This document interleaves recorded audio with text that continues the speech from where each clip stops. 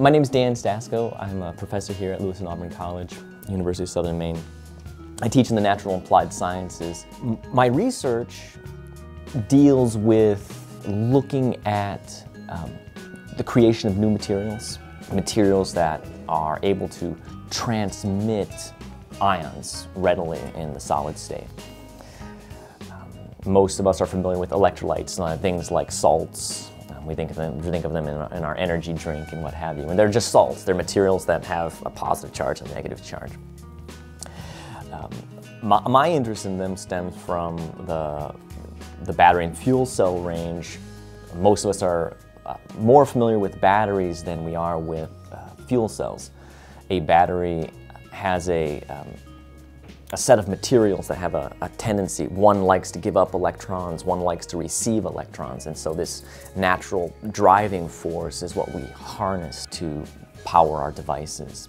But there's a side effect of this. We're moving electrons and we get sort of lopsided, and we need to balance those electrons out by moving positive charges, and that's where the electrolyte comes in. In our car battery, the electrolyte is sort of a liquid.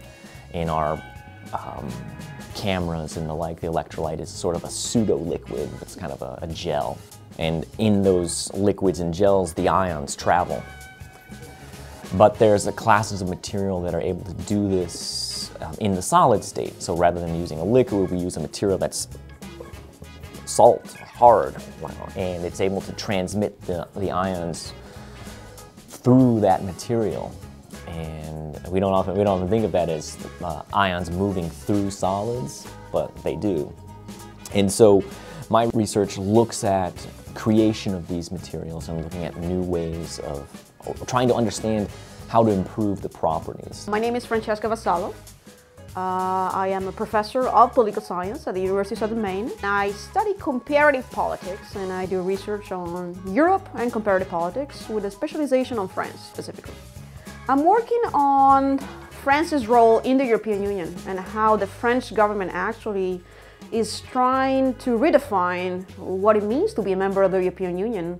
In the past, France was a very strong supporter of integration, and that's part of the big discussion here. But over the last few years, unfortunately, there have been some doubts around whether or not it actually pays off to be a member of the European Union, to be working together with other countries.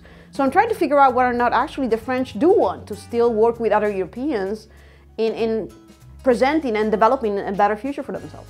Over the last 5 years, I published a book and a couple of articles, all of them related to the French role in Europe. One of the reasons why I'm so interested in France is because the level of political activism is off the charts.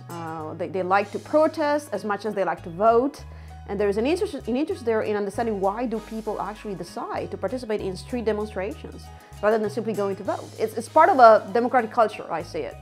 And so it seems like there is this very strong emphasis of being a citizen more than anything else. And this means sometimes going out there and occupy buildings or deciding to have a very strong confrontation with the police. That's part of the way that democracy is seen and looked at in France. My name is Chris Scott. I'm an associate professor in the Exercise Health and Sport Sciences program, and I'm an exercise physiologist. What's interesting about research is that you're always learning new things, and so the typical energy expenditure, energy costs of exercise, you look at how much oxygen is consumed by a person, and then when the exercise ends, the amount of oxygen that they consume is actually elevated and remains elevated for a period of time. But it's above rest, but it's still dropping relatively quickly. That's the model for recovery oxygen uptake. What we found with weightlifting is after a person lifts a weight and then racks that weight, their recovery oxygen consumption actually increases before it goes back down again. And we're trying to capitalize on that because you don't see that with aerobic exercise. You don't see it with running. You don't see it with jogging. You don't see it with biking. And so what we're going to try to do in here is come up with exercise programs where the focus is actually on the recovery, not necessarily the exercise itself. And what we hope to do is find programs that invoke the littlest amount of exercise possible with the greatest amount of caloric cost. hopefully most people who don't like to exercise, that might be the ticket for them. My name is Christopher Kilfoyle. I'm a senior exercise physiology student under the chief instructor of Dr. Scott. Originally we did a Tabata routine, which was 4 exercises. You do 20 seconds of exercise and then 10 seconds of rest. And you cycle through that twice, and altogether that comes out to 4 minutes of exercise. And I was hooked up to the metabolic cart, and from the data that we got from that, we realized that oxygen consumption post-exercise was spiked in some exercises, whereas others it didn't. And so based on those results, we're now in the current study of looking at a few more specific exercises to see how oxygen consumption relates to the work performed. And the focus is to really find exercises that require the least amount of work and obviously produce the greatest benefit. People come in, especially young people, you know, they think science and research and they're sort of taken back by it and they think, oh, I can't do this. And then they start doing it and they realize that it's really not that difficult. For the students, this is especially important, where they also get to see the practice of research, how it's not clean. It's not a very simple linear process. It's not like, oh yes, we have this great idea, and then you succeed. They see that it's about failure and rethinking and reanalyzing what is going on, and then trying to say, okay, well, what's an alternate explanation, and can we test that? So this hypothesis and experiment model that is central to science. I think on a state level, there's been a lot of discussions about the role of the French-speaking community in Maine, and it seems to me there's been a renewal, a research of some ways of the meaning of being a French speaker in the state of Maine, and this also connects with the study of what is the origin of these French speakers. So a lot of them actually identify themselves with France because that's where originally they came from, and we're going back generations.